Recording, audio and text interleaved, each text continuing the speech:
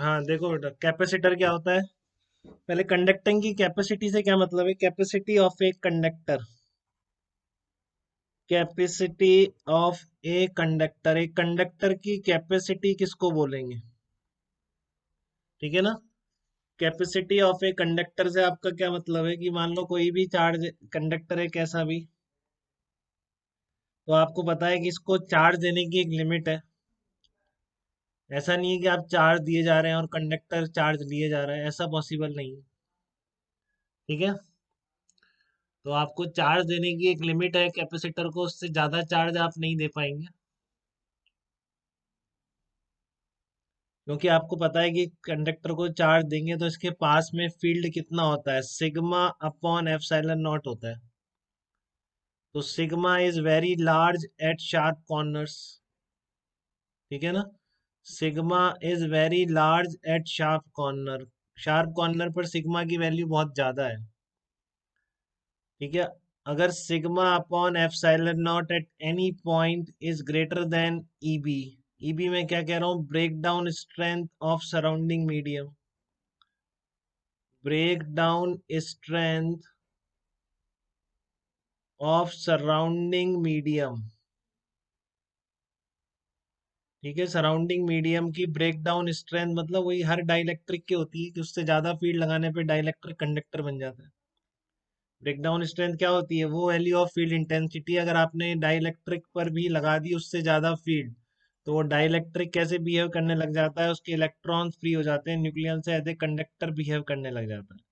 Value उसकी बहुत ज्यादा होती है वैसे।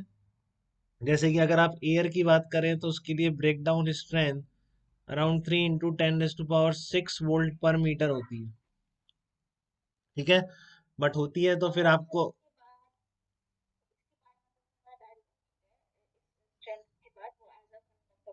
हाँ बिल्कुल बेटा, बिल्कुल।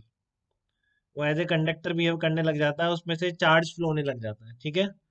तो यहाँ पर जैसे आपने शार्प कॉर्नर कहीं पर है तो फिर वहां पर सिग्मा और ज्यादा हो जाएगा। तो और ज्यादा चांस है वहां से पास में जो मान लो एयर वेयर है उससे चार्ज लीक करने की। तो फिर चार्ज आप दे रहे हो बट चार्ज क्या लीक होता जा रहा है उससे। ठीक है ना। चार्ज क्या हो रहा है, उससे लीक होता जा रहा है। तो इसको हम क्या बोलते हैं, dielectric breakdown of surrounding medium भी बोलते हैं। तो चार्ज देने की जो कैपेसिटी है, ठीक है, तो इसलिए वो किस चीजों पे डिपेंड करती है। अब समझ में आ रहा है आपको इस प्रोसेस से कि चार्ज जितना आप maximum capacity of storing charge. ठीक है ना। मैक्सिमम इसी कैपेसिटी की बात हो रही है इस कैपेसिटर में, कंडक्टर के maximum capacity of storing charge. क्योंकि हमको चार्ज स्टोर रखना है, क्योंकि चार्ज से इलेक्ट्रिक फील्ड आता है, हम चाहते हैं कि हम एनर्जी स्टोर रख पाएं और जरूरत पड़ने पर उस एनर्जी का यूज कर पाएं। तो वो एनर्जी कहाँ से ला रहे हैं, इलेक्ट्रिक स्टैटिक फील्ड से लाने की कोशिश करते हैं। और इलेक्ट्रोस्टैटिक फील्ड में चार्ज तो रखना जरूरी है कहीं। चार्ज नहीं रखोगे तो फील्ड कहाँ से लाओगे, फिर एनर्जी कहाँ से लाओगे। तो उसके लिए हम कंडक्टर का यूज करना चाह रहे हैं, बट हम कंडक्टर को चार्ज देते हैं तो ऐसा नहीं है कितना भी चार्ज देते रहो उससे चार्ज लीक होना शुरू हो जाता है। तो maximum capacity of storing charge किस पे डिपेंड करी, क्या इस प्रोसेस में कहीं मटेरियल का यूज आ रहा है क्या, कि कंडक्टिंग किस मटेरियल का है, ये आयरन है या फिर ये सिल्वर है, गोल्ड है, कौन सा मेटल है, क्या इस चीज का यूज आ रहा है क्या इसमें। Maximum capacity of storing charge, क्योंकि मैं सीधी सी बात कर रहा हूँ कि यहाँ पर field sigma upon epsilon not अगर सराउंडिंग मीडियम के ब्रेकडाउन स्ट्रेंथ से ज्यादा है तो लीक करना शुरू कर दे। ठीक है। तो आप सराउंडिंग मीडियम चेंज कर दो, कुछ ऐसा कर दो जिसका ये ज्यादा है, तो आप बहुत ज्यादा चार्ज दे सकते हो। ठीक है। या फिर आप क्या करो, उसके शार्प कॉर्नर्स को ब्लंट कर दो थोड़ा, तो फिर आप और ज्यादा चार्ज दे सकते हो क्योंकि सिग्मा उतना नहीं होगा। ठीक है। तो किसी भी कंडक्टर की जो कैपेसिटी है सिर्फ दो चीजों पे डिपेंड करती है बेटा। पहला क्या आपका, shape and size of conductor. आप थोड़ा स्पीयर का साइज बड़ा कर दो तो आप उसको सिग्मा क्या होगा कम कर दोगे, सेम चार्ज पर सिग्मा कम हो जाए। तो शेप नहीं, एरिया मटेरियल है तो बहुत बात की बात है, मटेरियल पे नहीं करती बेटा, मटेरियल पे कैसे करेगी, वही तो मना कर रहा हूँ। ठीक है ना। मैक्सिमम मैक्सिमम कैपेसिटी ऑफ किसी भी स्टोरिंग में, वही तो बोल रहा हूँ, सराउंडिंग मीडियम बोला तो सही, आप चेंज कर दो, वो मीडियम ही तो है। ठीक है। तो स्टोरिंग चार्ज क्या है, शेप ऑफ कंडक्टर पे डिपेंड करेगी, शेप ऑफ कंडक्टर पे डिपेंड करेगी, shape and size of conductor. ठीक है ना। शेप एंड साइज लिख देते हैं इसको, shape and size of conductor. और दूसरा डिपेंड करेगा सराउंडिंग मीडियम। ठीक है। दूसरी डिपेंड करेगी सराउंडिंग मीडियम पे डिपेंड करेगी। इसके अलावा कोई चीज नहीं होती जिस पर कंडक्टर की कैपेसिटी डिपेंड करेगी। दो चीजें हैं, shape and size of the conductor and आपका सराउंडिंग मीडियम पे डिपेंड करेगी। ठीक है। तो ये क्वालिटेटिव एनालिसिस हो गया, बट आपको कुछ क्वांटिफिकेशन भी चाहिए कि हम उस वैल्यू को देख के बोल दें कि इस कंडक्टर की कैपेसिटी ज़्यादा है और इस कंडक्टर की कैपेसिटी कम है। जैसे हमें दिख रहा है कि बड़े स्फीयर की कैपेसिटी ज़्यादा होगी, बट कितनी ज़्यादा, क्या हम इस तरह से क्वांटिफाई कर सकते हैं? दो कैपेसिटर्स हैं, एक छोटा रेडियस R1 है, एक बड़ी रेडियस R2 है, तो उनकी कैपेसिटी में कितना डिफरेंस है? तो ये क्वालिटेटिवली अभी हम बता पा रहे हैं कि बड़ा स्फीयर तो सिग्मा कम, ठीक है, सिग्मा कम, फील्ड कम तो ज़्यादा चार्ज ले सकता है, तो बड़े स्फीयर की कैपेसिटी ज़्यादा होगी, चार्ज स्टोरिंग कैपेसिटी। ये अभी हम पूरा क्वालिटेटिवली बता पा रहे हैं, बट इसको क्वांटिफाई करने के लिए भी तो कोई टर्म होती है क्या? ठीक है। फिर लोगों ने क्या बोला, अब एक्सपेरिमेंटली है, कहीं से कोई डेरिवेशन नहीं है कि किसी भी कंडक्टर को आप जितना ज़्यादा चार्ज दोगे उस पर उतना ज़्यादा पोटेंशियल आएगा। ठीक है ना। अब एक बेसिक हमको पता है कि स्फीयर है कंडक्टिंग आर रेडियस का, तो आप उसको जितना ज़्यादा चार्ज दोगे उसका पोटेंशियल उतना ज़्यादा है, पर हर कंडक्टर के लिए ट्रू है, प्रूफ नहीं कर सकता है कोई। ठीक है ना, कि किसी भी कंडक्टर को चार्ज दोगे तो उसका पोटेंशियल उतना बढ़ता है। इस कंसेप्ट का, इसका जो प्रोपोर्शनलिटी कांस्टेंट है, that is represented by capital C. और इसी को किसी भी कंडक्टर की क्या बोल दिया गया, कैपेसिटी बोल दिया गया। क्योंकि आप देखो, इसको अगर V सेम रखते हो तो जो ज्यादा चार्ज लेगा सेम V पर, पोटेंशियल उतना ही है बट चार्ज ज्यादा रख पा रहे हो, तो आप क्या बोलोगे, उसकी कैपेसिटी ज्यादा बोलोगे। ठीक है ना। सेम चार्ज, सेम पोटेंशियल पर ज्यादा चार्ज रख पा रहा है, ज्यादा चार्ज रख पा रहा है मतलब कैपेसिटी ज्यादा है, मतलब C ज्यादा है। तो लोगों ने फिर इसी C को क्या बोल दिया, कैपेसिटी ऑफ ए कंडक्टर बोल दिया। ठीक है ना। हियर कैपिटल सी जो प्रोपोर्शनलिटी कांस्टेंट आया इस रिजल्ट का, कि जितना चार्ज होगा उतना पोटेंशियल आएगा, तो here capacity, here capital C is called capacitance of a conductor. Capacitance of a conductor, तो फिर इसी को निकालने का मेथड भी बना लिया। किसी भी कंडक्टर की कैपेसिटी निकालनी है, कैसे निकालोगे? ठीक है ना। किसी भी कंडक्टर की कैपेसिटी निकालनी है, कैसे निकालोगे? चार्ज दो, पोटेंशियल नोट करो, Q by V is called capacitance of that conductor. ठीक है। क्या प्रोसेस बन गया आपका? आपका भी ये रहना चाहिए, सी की यूनिट SI यूनिट फैराड होती है, सब पता है आपको। ठीक है ना। यूनिट इज प्रोपोर्शनलिटी कांस्टेंट की क्या होती है, unit of capital C, but बहुत बड़ी यूनिट है तो generally micro farad, nano farad use करते हैं। ठीक है। तो हम बात कर रहे थे किसी भी कंडक्टर को कितना चार्ज दे सकते हैं, तो क्या निकल के आया कि आप क्या निकाल लो, चार्ज देके पोटेंशियल नोट कर लो, Q बाई वी डिपेंड्स, अब ये प्रोपोर्शनलिटी कांस्टेंट केवल इन्हीं चीजों पे डिपेंड करता है, shape and size of conductor and surrounding medium. अब प्रोसेस का एक एग्जांपल अपन ले लेते हैं, मान लो आपका कंडक्टिंग स्फीयर ही ले लेते हैं, क्योंकि आपको उसका पोटेंशियल लिखना आता है। जिस भी चीज का आता होगा उसके लिए आप कैपेसिटी निकाल सकते हैं, जिसका नहीं आता होगा उसकी नहीं निकाल सकते।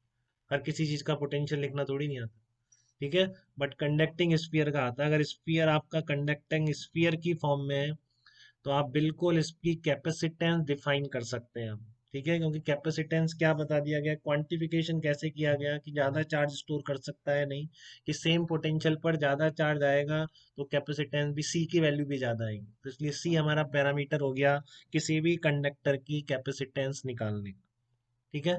तो एक में ये आपको पता ही है, इसमें कोई दिक्कत नहीं है, आप Q चार्ज दे दीजिए इसको, पोटेंशियल कितना आएगा, Q upon 4 pi epsilon naught into R आएगा। तो ये जनरल प्रोसीजर है, बट आप ध्यान रखेंगे इसका, किसी भी कैपेसिटर की आपको कैपेसिटेंस निकालनी है तो आप उसको Q चार्ज देके उसका पोटेंशियल निकालने में अगर कामयाब हो गए तो आप उसकी कैपेसिटेंस भी निकाल लेंगे।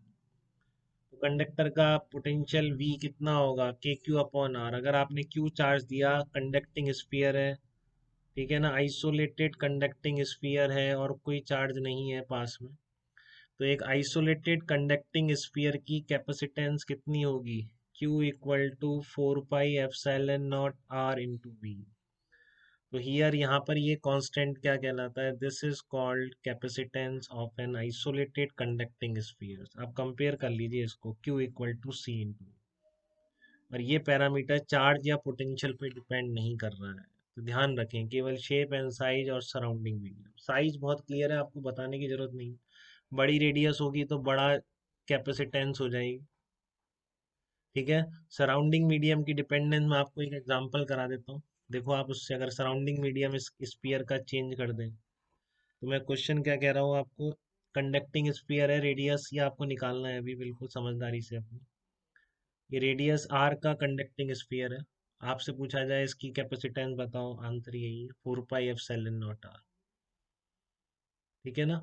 अभी हम कंडक्टर की बात कर रहे हैं, अभी हम और किसी कैपेसिटर वैपेसिटर पे किसी तरह से नहीं आए, हम जस्ट कैपेसिटी समझने की कोशिश कर रहे हैं। ठीक है, कि किन किन चीज़ों पर इसकी कैपेसिटी डिपेंड करेगी। तो उसमें पहला हमारा टारगेट था एक कंडक्टिंग स्फीयर जिसकी रेडियस कैपिटल आर है, उसकी कैपेसिटेंस कितनी हो गई 4 पाई एप्सिलॉन नॉट। अब मैं इसका सराउंडिंग मीडियम अगर चेंज कर दूं, मान लो इस तरह का मैंने इस पर डाइलेक्ट्रिक रख दिया इसके चारों ओर, इस तरह का। ठीक है। और ये आपका कंडक्टिंग स्फीयर था, बट मैंने इस पर चारों तरफ डाइलेक्ट्रिक लगा दिया और इस डाइलेक्ट्रिक की रेडियस कितनी थी इसकी, मान लेते हैं इसकी रेडियस थी 2r। ये डाइलेक्ट्रिक की रेडियस कितनी है, 2r है। आर रेडियस का कंडक्टिंग स्फीयर है और चारों तरफ जो डाइलेक्ट्रिक लगा दिया उसकी रेडियस कितनी है, 2r है। ये आपका डाइलेक्ट्रिक लगा दिया मैंने इसके चारों ओर। डाइलेक्ट्रिक ऑफ डाइलेक्ट्रिक कांस्टेंट के एस का के डाइलेक्ट्रिक कांस्टेंट लगा दिया। तो find out capacitance of conducting sphere. अब आपको बतानी है find out capacitance of conducting sphere. तो अब भी आप बता सकते हैं कि कैपेसिटेंस कंडक्टिंग स्फीयर की, आप मना कर देंगे बिल्कुल नहीं आती है वो। बताइए, या अभी भी आप इसकी कंडक्टर की कैपेसिटेंस बता सकते हैं क्या, क्या होगी। आर रेडियस तो कंडक्टर ही है पूरा, आर रेडियस का इसके चारों ओर 2r रेडियस तक। ठीक है ना।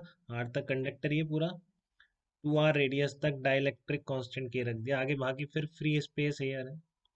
तो क्या आप मुझे इस कंडक्टिंग स्फीयर की कैपेसिटेंस बता सकते हैं क्या। नहीं नहीं माही, ऐसे नहीं, आराम से निकालो, थोड़ा समझदारी दिखाओ, ऐसे मत निकालो। मैं आपको प्रोसेस क्या बताई, कंडक्टर को चार्ज दो, पोटेंशियल नोट करो, तो इसको क्यू चार्ज देने पर इस पर पोटेंशियल कितना आएगा, ये निकाल सकते हैं क्या। इसको क्यू चार्ज देने पर इस कंडक्टर पर पोटेंशियल कितना होगा, ये आप निकाल सकते हैं क्या। अगर ये निकाल सकते हैं तो फिर आप कैपेसिटेंस भी बता सकते हैं, और यही नहीं निकाल सकते तो फिर आप कैपेसिटेंस नहीं बता सकते। तो कैसे निकालेंगे बताओ इसका।